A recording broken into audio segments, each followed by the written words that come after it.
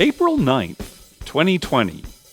From El Cajon and San Diego, California, this is episode 206 of You Can Bet on That. Hi, everybody. Welcome to You Can Bet on That, a podcast for the recreational gambler.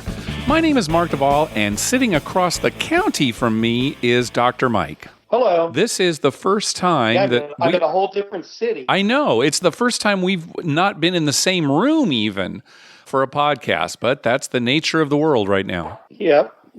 How's everything? Are your family okay? Everything okay on your side? Oh, yeah, everybody's good. The girls are a little bored, but they start some online classes today.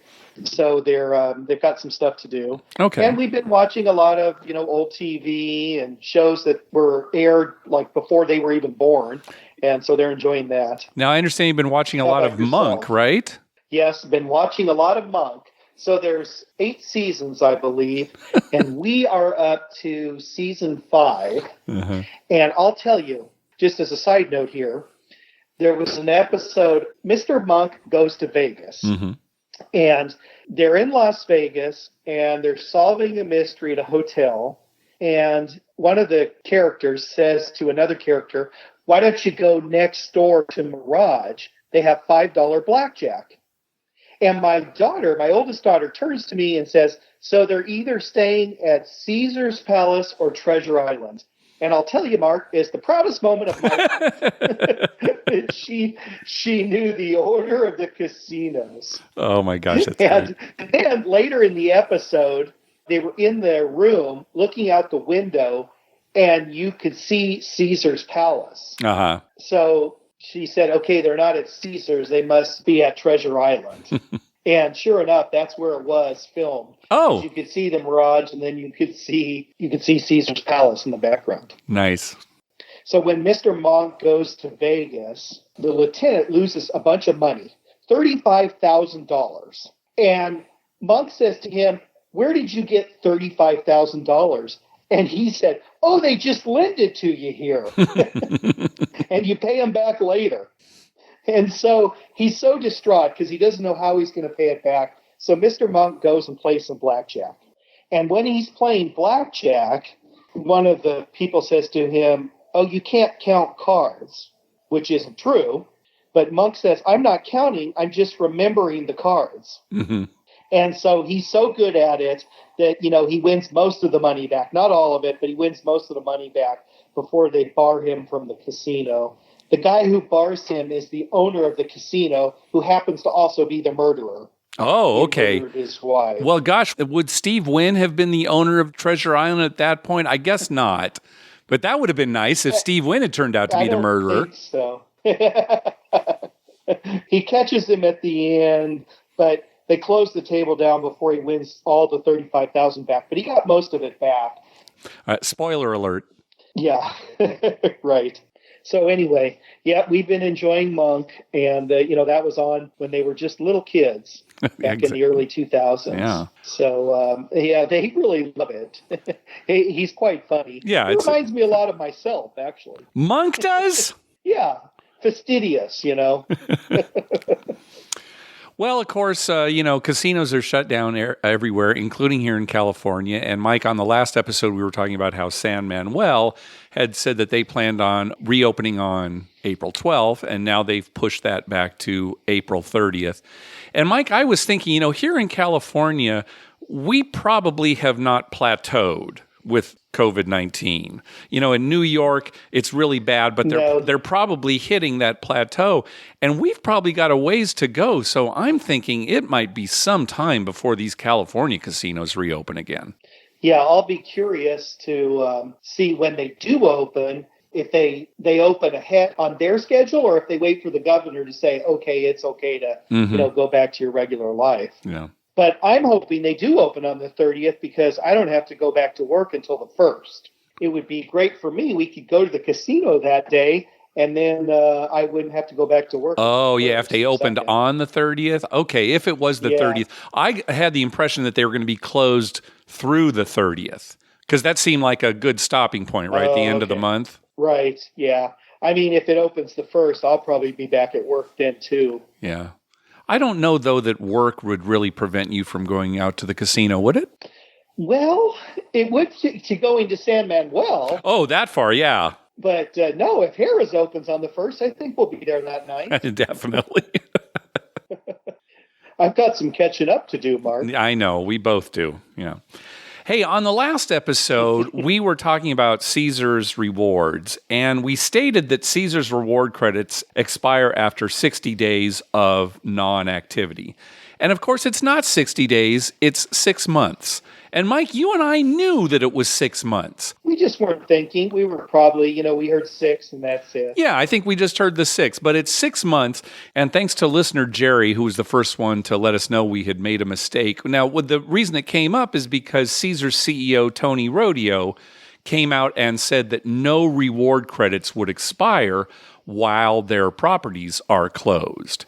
And so we were just assuming that however many days the properties were closed, they'd tack that on to the 6 months of non-activity. And again, there are so many ways that you can extend the 6 months. Activity obviously would be playing in a casino, but it would also be using their credit card or buying something through their Caesar's Rewards. There are a lot of ways to do it, but we just want to make it clear, 6 months, not 60 days. Once again, another mistake on the You Can Bet on That podcast.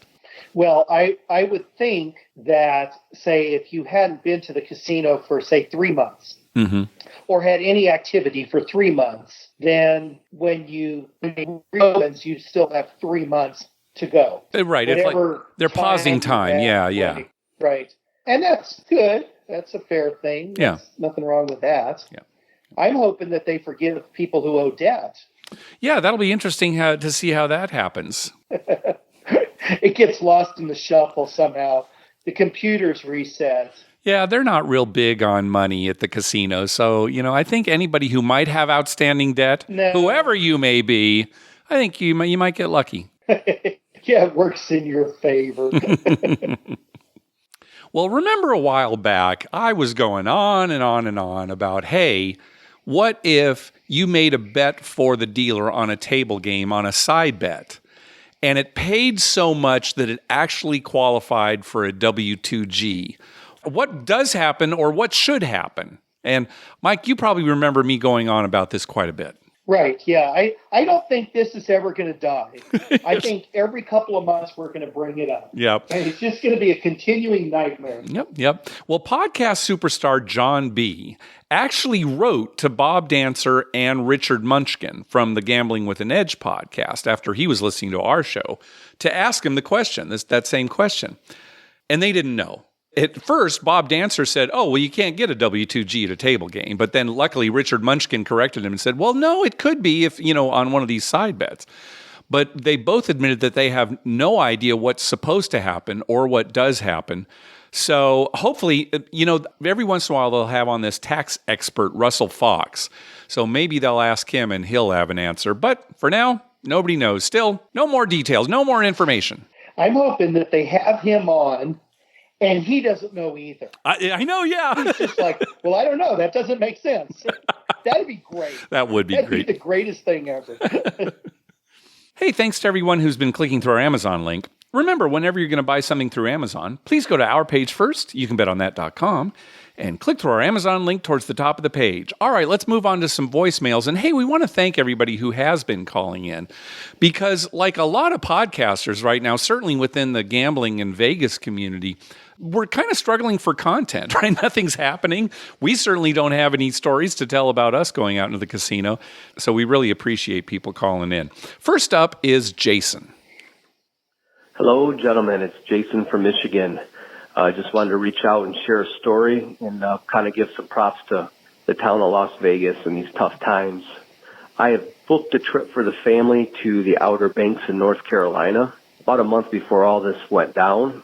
And it's been nothing but a hassle trying to get this trip canceled. The company will not work with me, even though I've lost income, don't have a job, and they don't care, and they're holding me to it. Where I had a trip also booked to Las Vegas, and they couldn't have been any better when I called out there. Big props to the Bellagio. We had 4 tickets booked to O, and they reimbursed me with no questions asked and had the money back in my account in 2 days. And also big props to the Golden Nugget. That's where we stay every year for 20-plus years running. And they never questioned me. All they asked is, would I like to rebook at this time? I said no. They said, no problem. Well, we'll refund your money. And once again, I had that back in a couple of days. So can't be more pleased with how that town is handling this tough situation, and can't wait to support them and get back out there when things do get back to normal. And they'll be getting my money from here on out in the future because of the way they've handled me through this tough time. So, gentlemen, hang in there. Everybody else out there that are gamblers, we will get back at it here eventually, and appreciate your time. Yeah, in Vegas, it'll probably be a while before they really get back on their feet again. But one of the best things that they can do is during this shutdown is treat their customers well. They're more likely to come back and say, hey, we really want to come back to Vegas. Right. I think Jason made two really good points. Number one is it's to their benefit to treat you well, because that gets you back there. And number two, like he said, they're going to get his money for many years. Yeah. And if you turn them off, or you're rude to the customers, or you give them a hard time, now with all the Indian casinos in America, I mean, people wouldn't go back, right? Yeah, right. They just go to their local casino and say, well, they gave me a hard time, or I lost money there that I shouldn't have lost. So they're doing the right thing, and as they should. It's just good business. Yep, definitely. All right, next call. Hey, Mark and Dr. Mike. This is William from Fort Worth calling in. Want to give you a trip report. My wife and I are headed to DFW Airport for our probably 2 to 3 times annual trip to Vegas. We always stay at Nobu. Even though I don't really like gambling at Caesars, Nobu's a great hotel. We like to be gambling at Cromwell and everywhere around there, Cosmo for sure. But I want to thank you guys for the podcast, and you've gotten me interested in craps again. I used to play a long time ago, but just kind of went away from it. But man, you guys have gotten me fired up. So we're headed to Vegas. Head to the airport in just a few minutes. Oh, wait, coronavirus messed it up. We're not going anywhere. I had to cancel my flight 2 days ago. So I feel like it's y'all's social responsibility to put out a podcast every Friday night to help the gamblers get through this tough time. Since y'all can't be at Harris, Southern California, we'd appreciate it if each Friday night y'all would put out a podcast. And that's it. I put in a karma donation to get rid of the coronavirus. And that's it. Take care, guys. See you. All right. Well, thanks again, William, for that karma donation. Yeah, boy, every Friday. Like I said, it's hard to come up with content now for every 2 weeks. Plus, I don't think we could do it every Friday night. Yeah, once a week. Sorry, I don't think it's going to happen. It just wouldn't be about gambling, Mark. We could put out a podcast. Oh, yeah, that's right. Yeah, we'd have plenty else to talk about. You're right, Mike. What am I thinking? Yeah, it'd just be me rambling on about things that bug me or things that don't bug me. Yeah, the bitter life. Yeah, right, the bitter life. I can go episodes of Monk. I can explain each episode to you. How timely. This is how bored I've been, William. I've been giving my daughters, through text messaging, an hourly update on the weather looks like for the upcoming hour. God.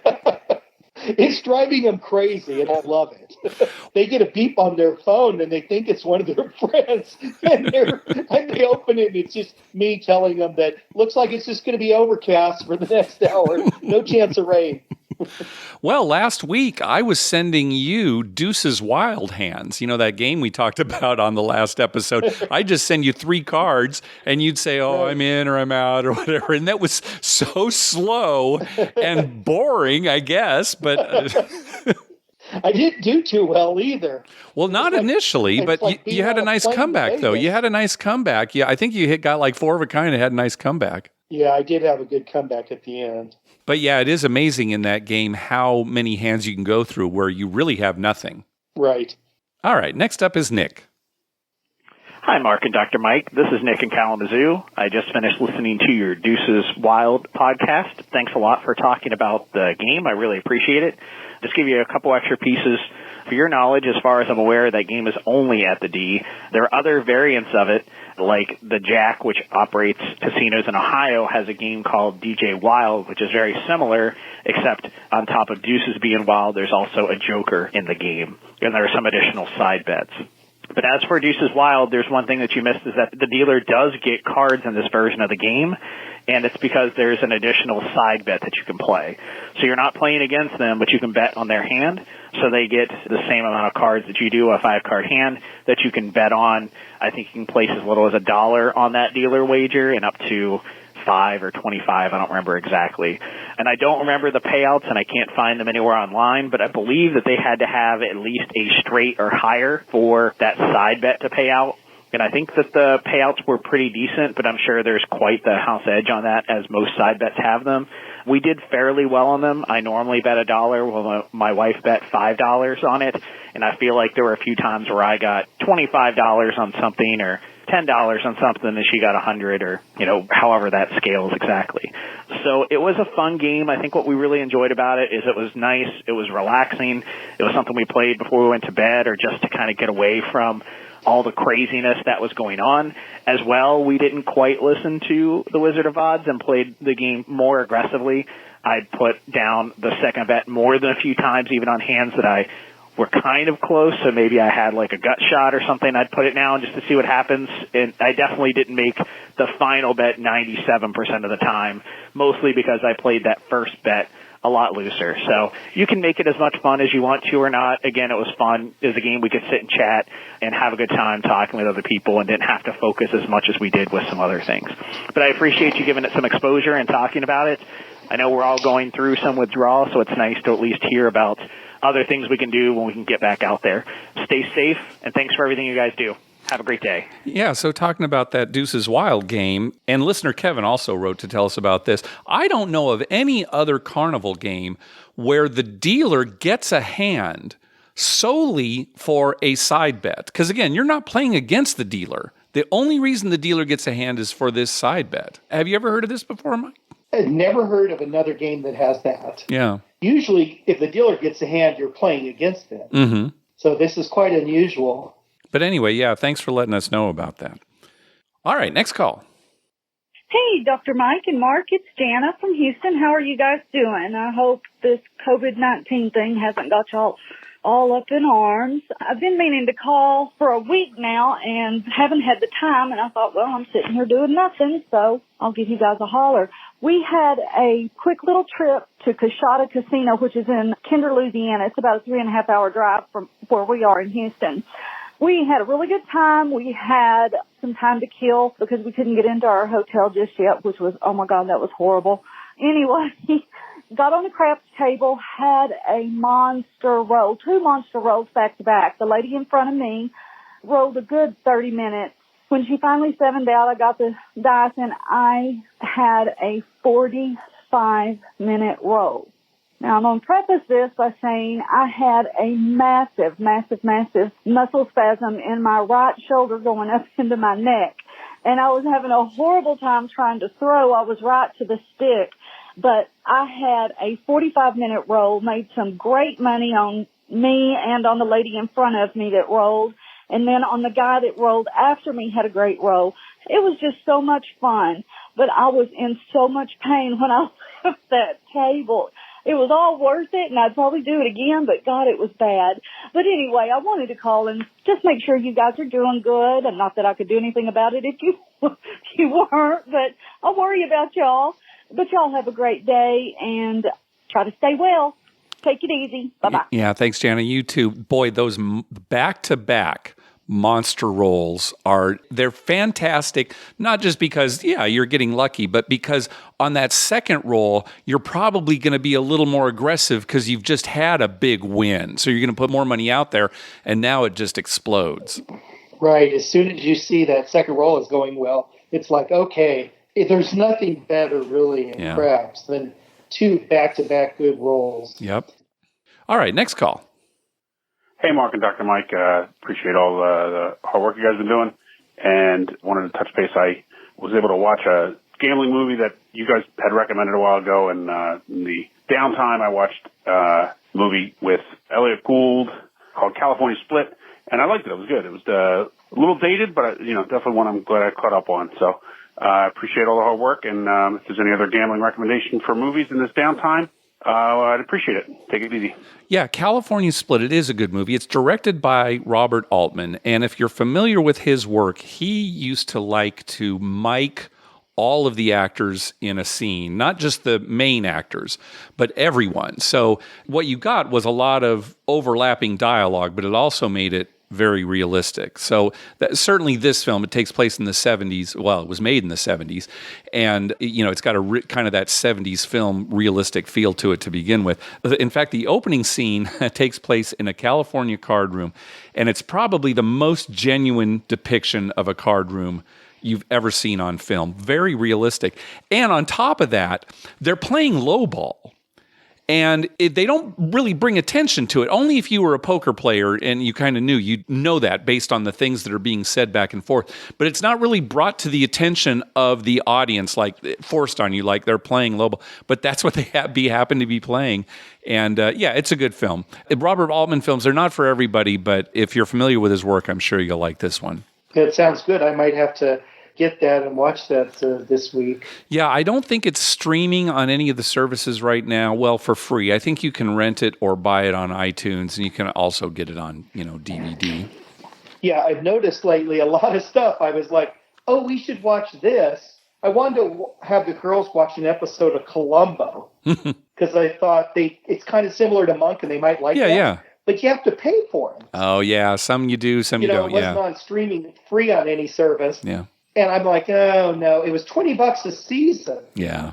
And even though I like Columbo, I'm like, if they don't like it, we've wasted $20. Yeah, exactly. So. Yeah. So actually, he was saying, hey, what are some other good movies to recommend? And this seems like a pretty good time to recommend some movies because people have a lot of free time on their hand. So let's go through a list. This is by no means a comprehensive list, but a lot of the other podcasts, Las Vegas and gambling podcasts, have kind of been talking about movies that you can watch too that are good or at least kill some time during this pandemic. I think the general consensus is the best movie, just quality-wise and really gambling-related, is Rounders. It's a poker movie with Matt Damon and Edward Norton. Came out kind of right before the big poker boom, and that's a really good movie. Have you seen that, Mike? No, I haven't seen that, but I've heard very good things about it from quite a few people. Yeah, during this break, you should probably watch it. That's another one on my list of things. And, of course, our favorite gambling movie, we've talked about it before, is Let It Ride, a horse betting movie with Richard Dreyfuss. It's so funny because it didn't really get very good reviews, but we love it, and we've seen it many times, so we always recommend that one. Yeah, it's a great movie. Yeah. All right, so let's go over some Vegas-related movies. I'm going to kind of go in alphabetical order here, but mix it up as well. So Austin Powers, the original one, International Man of Mystery, a lot of that takes place in Vegas. Same with Con Air with Nicolas Cage. It's not so much a gambling movie, but they're in Vegas towards the end. Yeah. Diamonds Are Forever, James Bond movie. A lot of that takes place in Vegas, and in fact, James Bond even plays craps. Right. Dodgeball, the Dodgeball movie, actually Dodgeball, a true underdog story. The big finals take place in Vegas. Of course, The Hangover and The Hangover Part 3. Part 2 does not take place in Vegas, but the first one and Part 3, they take place in Vegas. Also, one of our favorites, Honeymoon in Vegas, with Nicolas Cage and Sarah Jessica Parker. You remember when you and Paul and I went to see that? Yes. Yeah, we love that movie. I haven't seen it in a long time, but poor Nicolas Cage loses with a straight flush. I watch it every time. He says, the unbeatable straight flush. You don't understand. I had the unbeatable straight flush.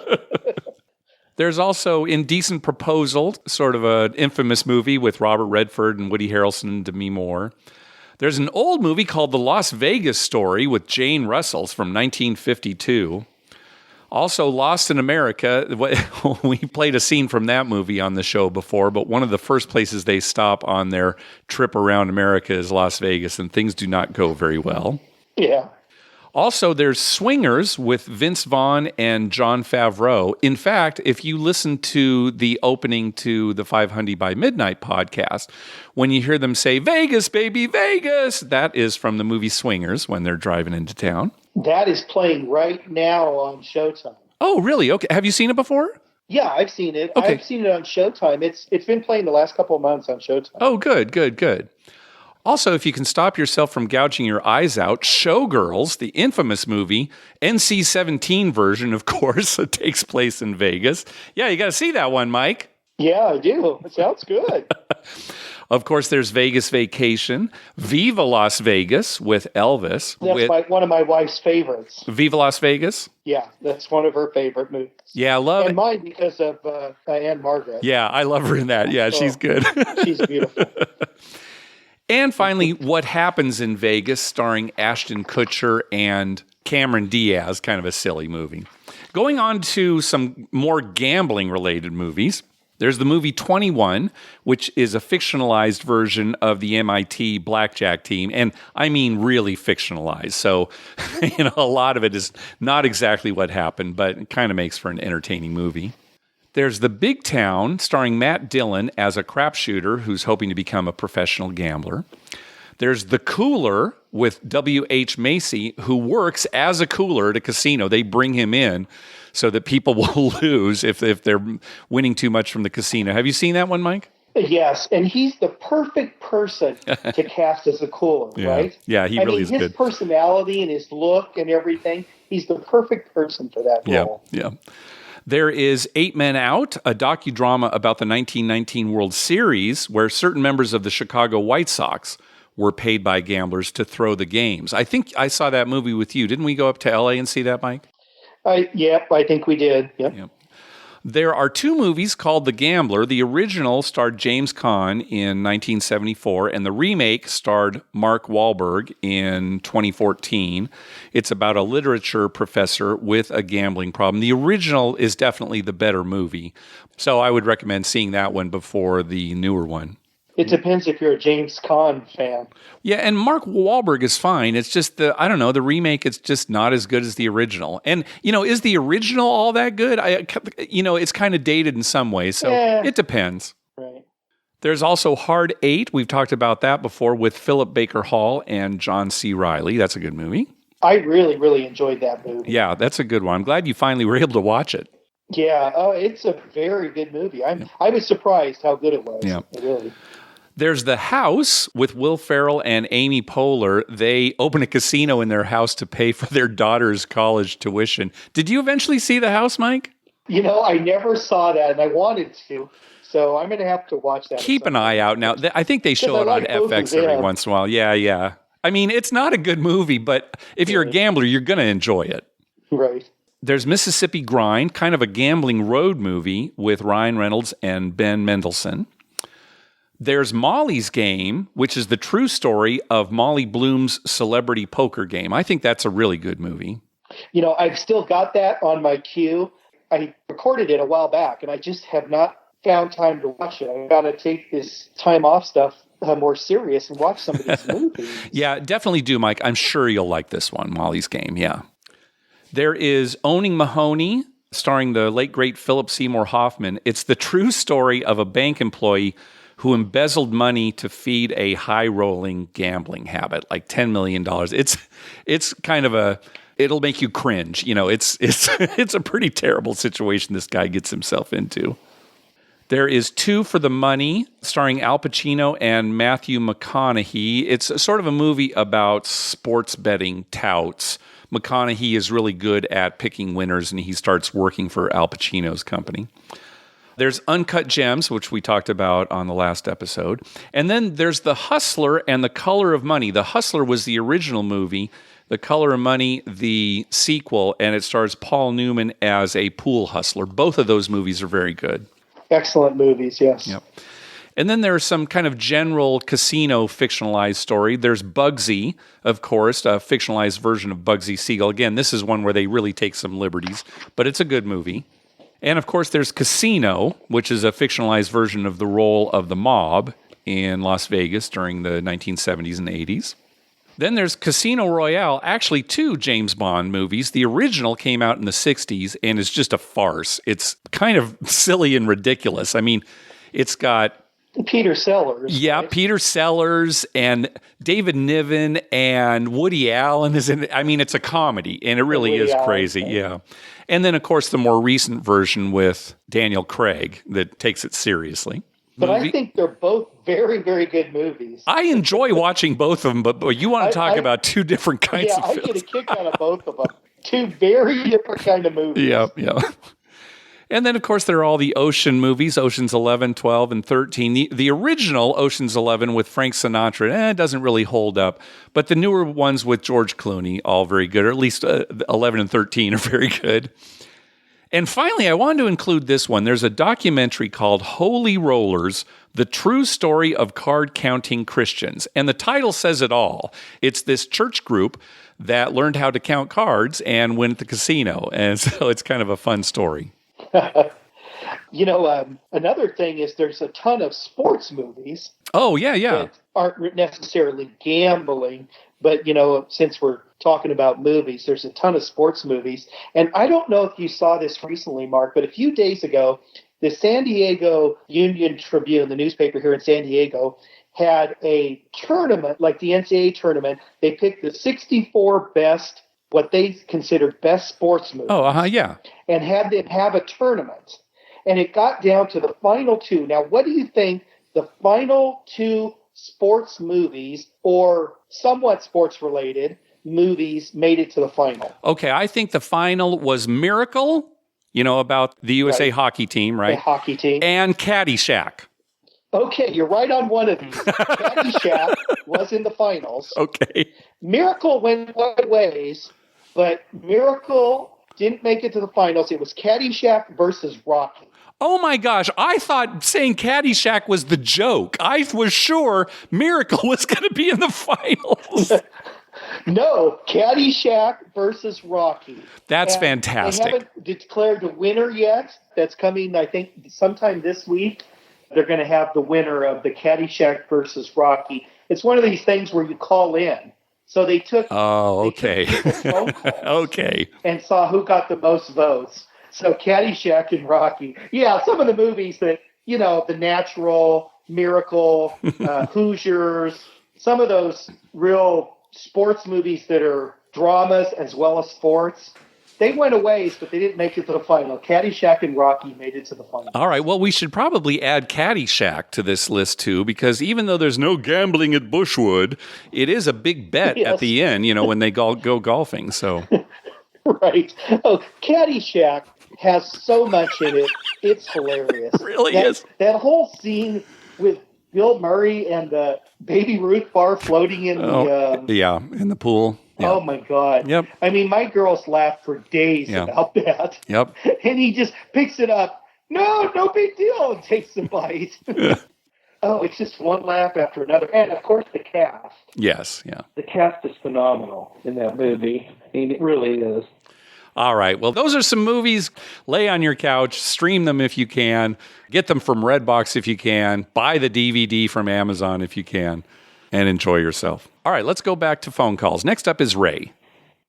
Hello, Mark and Dr. Mike. My name is Ray. I live in Raleigh, North Carolina. This is my first time calling, and I thought that amidst all the recent casino closures, I would try to keep the spirit alive with a trip report. But first, I want to give you a little background. I first heard about this podcast watching a YouTube video by Jeremy from Color Up. That was in October of 2019. Almost immediately, I started listening to you guys. But I started from episode 1, and I've been going in order since then. I'm only current as of August 2017. You've hit 2 fire bets so far, and 1 royal flush by proxy. So I hope that nothing I say here is irrelevant or redundant. My wife and I recently went to Harrah's in Cherokee, North Carolina.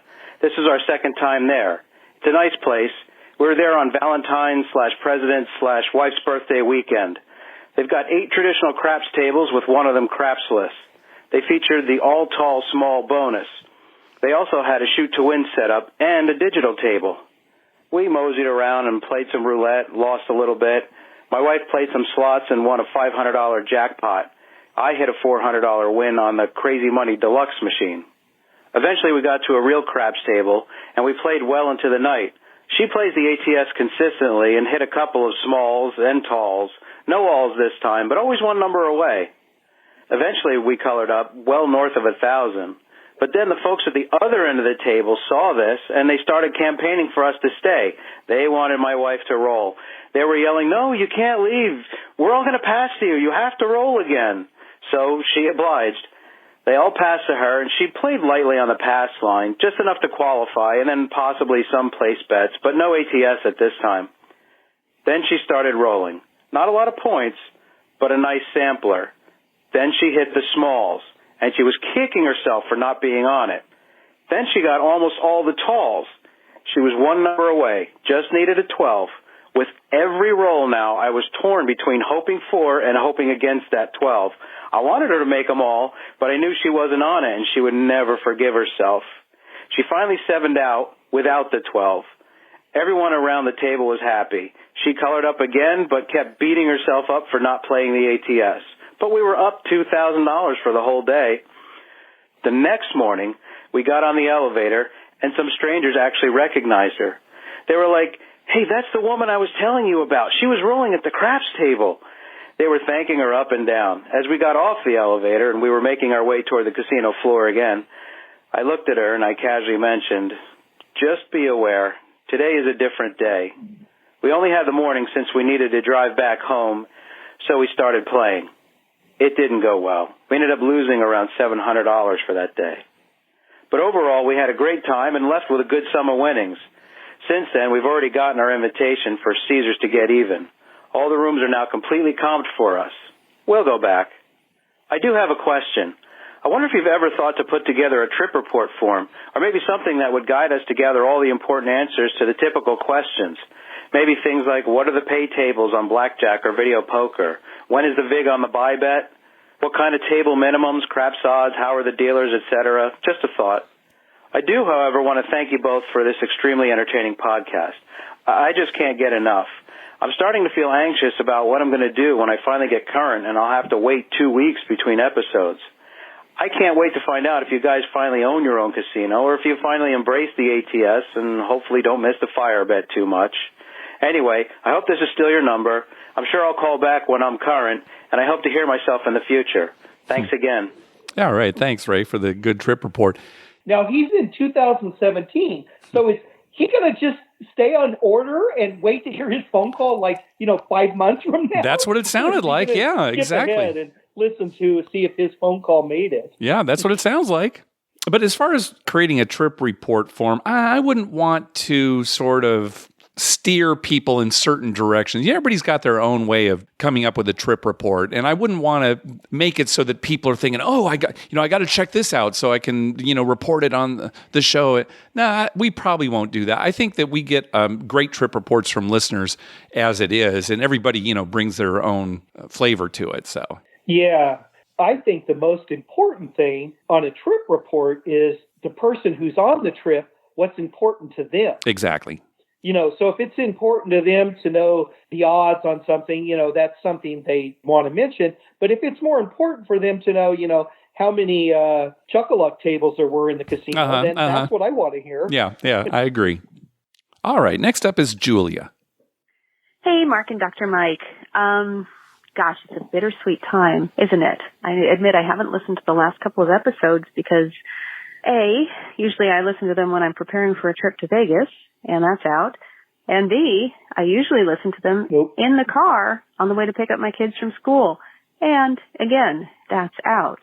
But here I thought I would give you a call because I've been meaning to for a while with a little trip report on my trip to Vegas over Super Bowl weekend. And it's happy to think about because I had a great time. I stayed at the Nomad, which is the top 4 floors of the Park MGM. It was lovely. The staff were wonderful. The rooms were just gorgeous, and I really enjoyed it. My first night there, I was playing $10 limit craps for the first time. The Super Bowl was on all the screens, and there I was, a tiny bit tipsy, which I usually don't do for craps, but I'd had a drink with dinner and still feeling the effects. And gosh, didn't I have a great roll? This is why people love craps. Other players at the table were saying, "Yay, shooter," and coming over and giving me fist bumps. One of the other players came over and gave me a tip. I can't tell you how many times I rolled, but just that I ended up more than doubling my buy-in and having an amazing time. And it was just a treat. The next 3 mornings, I played craps at the Park MGM tables, which were just downstairs from the Nomad. And morning 1, I left the table up $6. The next morning, I left down $20, and the next down $175. My buy-in is usually $200. So it tells you how I was playing. I still had a good time. The dealers were great. The pit boss was very friendly and recognized me, calling me by name after the first morning. So that was kind of nice to be recognized as that they knew who I was. It felt good. One night I played craps at the Tuscany, and that was sure strange. One of the dealers was pushing a C&E bet. Another dealer missed paying me, and I corrected him, and also missed picking up one of my losing bets. Did not correct him on that. I didn't color up there. I just took my chips over to the cashier when I was done because I didn't trust them to get the color up right. In any case, I hope you guys are doing well, and I hope to be able to go to Vegas again in the future. Anyway, take care. Thanks. Yeah, thanks for the trip report, Julia. Oh, and thanks, Julia also sent us a deck of cards from Muckleshoot Casino. Nice. Yeah. Yeah. Thank you very much. Yeah, I have been having trouble catching up on podcasts too during this whole thing because, I usually listen during my commute and I haven't been commuting. I think a lot of people are having the same problem. So, I have to kind of force myself in some situations to just go lie down and listen to a podcast for a while. I try to have them on when I'm doing other things around the house, just chores or yard work. But sometimes that's hard because, somebody will start talking to me or I'll be using an appliance that's too loud but yeah, I understand. Yeah, it's funny. This whole, staying at home thing has really made me aware of how much we're in our routine. Yeah. And we like our routine, like we listen to podcasts when we're, on the road or like Friday night comes and you and I head to the casino. Mm-hmm. Our lives get into such a routine. And when it's broken and it's like, well, what do I do? You're almost like lost. Yeah. I'm sitting there. Should I go out to the yard or it's weird? I know. Yeah, definitely. Well, hopefully this won't last too much longer. All right, next call. Hi, Mark and Dr. Mike. This is Suzanne, a longtime listener calling from the East Coast. I usually take a solo trip to Las Vegas every April, and like many, I had to cancel my trip this year. Since I'm missing it badly and have been reminiscing about prior visits to Vegas, I thought I'd send a very belated trip report from April 2019. On one afternoon, I was playing craps at the Cromwell, a pretty full table. A young couple about half my age was standing next to me. The guy was playing and the woman he was with was watching. When the shooter rolled the dice off the table, the guy next to me called out, "All bets off." When I heard that, I immediately thought of Mark. So I turned to the guy and said, "There's this podcaster who has the exact same superstition." And he says, "Who's that?" I said, "It's a podcast called You Can Bet on That." And the guy said, "You mean Mark and Dr. Mike?" So it turns out he's a fan of the podcast and lives in the San Diego area. So we chatted about your show while playing at a reasonably hot table. So to Ariel and Victoria, I hope you had good luck during the rest of your trip last year and are staying safe in these difficult times. And to Mark and Dr. Mike, many thanks to you and your podcast for bringing together folks from across generations and across the country. Take care. Wow. That's something. Well, it's true. And it's not us, it's craps. And I've said this before on other podcasts. You can be on a craps table. Doesn't matter what age you are, what generation, what ethnicity, nothing. It's just everyone is friendly. Everyone is together. I hope so. Yeah, well, except for those don't players. But wow, thanks, Susanna. Yeah, that's kind of a fun story for us to hear. And just to make it clear, I call my bets off when the dice go off the table, not because I'm superstitious, but because it limits my exposure to a negative EV game. Right, Dr. Mike? I knew this was coming. I knew you were going to say that. I'm thinking, he's going to have to make this clear that he's not superstitious. Well, hey, I'll tell you, when I do it, I can't tell you how many times I do it, a 7 comes up, and then you, under your breath, go, "God, every time." I'm fuming. I'm fuming. And, honestly, I don't know if it's because the 7 came up or because I just hate the fact that you called your bets off. Yeah. That's your superstition, is I brought out the 7 by calling my bets off. Right. Right. That is my superstition.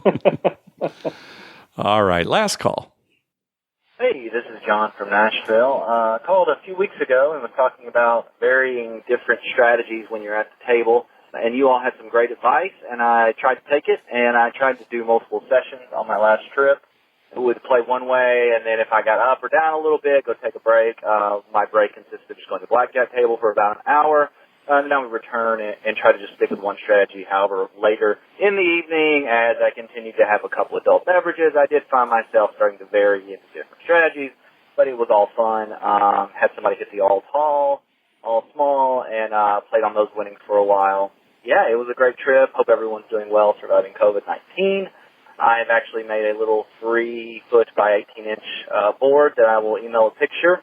And I've just been trying out some different strategies, and it's nice to kind of go at my own pace and pay myself how the dealers would pay me, and to have real rolls and not try to do it online. So thank you for taking my call, and I really enjoy the podcast. Thanks. Good. Yeah, it's always a good idea to break, just to break things up. If things are going bad, take a break, even if that means playing some other game, and then go back to craps or whatever you were playing. Just taking a break so that you don't go on tilt and throw all your money out there. Now, I don't know that drinking adult beverages is going to help you in that respect, but the former definitely will. Well, there's no doubt about it that drinking adult beverages does help you, Mark, in certain situations. Like, if you're watching a Charger game, something like that. You need an adult beverage to get through that, right? To numb it, to numb you. Yeah, I agree. Yeah, so see, adult beverages can't help in certain situations. Okay. Well, I guess I agree with that. Just not usually gambling. Not usually gambling. Not usually gambling. But remember our good friend Paul, the most money he ever won. He was drunk as a skunk. Stinking drunk. Stinking drunk. Yep. Well, that's going to do it for this episode. Hey, we want to thank some people for some recurring PayPal donations. Robin from Anytime Gambling. James and Kurt, thanks very much. Hey, be sure to check out our TV listings showing all the gambling-related shows coming up within the next 2 weeks. We update those listings every Wednesday using a customized program that searches through all the raw American TV data. Just go to youcanbetonThat.com/TV-listings. We'd love to hear from you. Call our voicemail hotline at 951-292-4377. That's 951-2-WAGERS. 951-2-WAGERS. Or you can email us at youcanbetonThat@gmail.com. You can also follow us on Twitter at YouCanBetOnThat and on Facebook at facebook.com/YouCanBetOnThat. Finally, please go to your favorite podcast app and write a review on us. We love getting your feedback. All right, Dr. Mike. Oh, just as a side note, James, who has the recurring donation, he lives in Long Island, I believe, and works in New York City. And I text messaged him just to find out how and he said him and his family were all doing well. Oh, good. So I was really glad to hear that, because I was thinking of some people that we know around the country who we've met through our gambling that, live in areas that are being pretty hard hit. Yeah. And I was a little worried about him. And also text messaged several of the people that we know out at Harrah's Southern California Rincon. Yeah. And they're all fine and everyone's healthy and happy. But they're all a little antsy to get back to the casino. Yep. And some of them who are there daily, and Mark, who people had talked to about, they are really antsy to get back in the casino. I think this has really disrupted their life.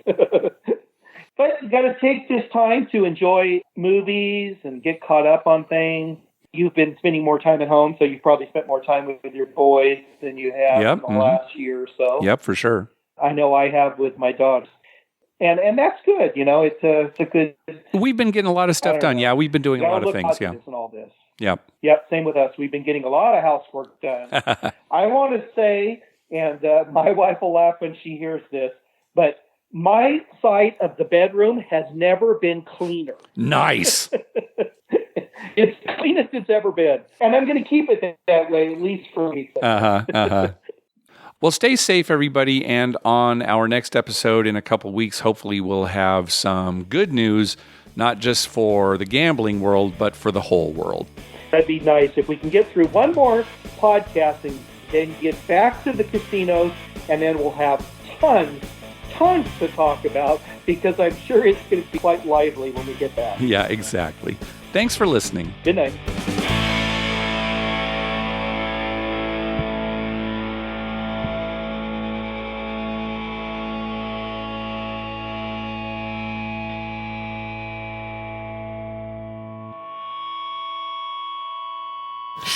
Oh, sweet mother, I love you, Dr. Mike.